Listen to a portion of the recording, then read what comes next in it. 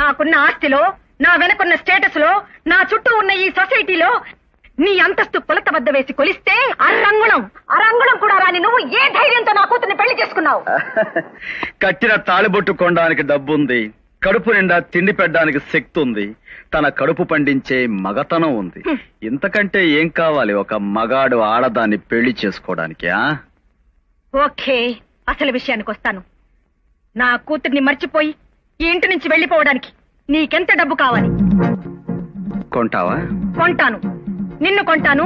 నువ్వు డబ్బుకు లొంగకపోతే నీ తల పొగరు దించే రౌడీలను కొంటాను. ఇది స్టీల్ బాడీ, రౌడీలకు లొంగదు. తులాల లెక్కన పొగర పెంచుకుని, కిలోల లెక్కన అహంకారాన్ని పెంచుకుని, మణుగుల లెక్కన మోసాన్ని పెంచుకున్న నువ్వు నన్ను సాధించాలన్న పంతంతో పగబట్టి నా కూతుర్ని పెళ్లి చేసుకున్నావు. పంతం పట్టింది నిజం, సాధించేది మాత్రం నీ కూతురిని కాదు నిన్ను. రేఖని ప్రేమించింది నిజం, నీ కూతురిని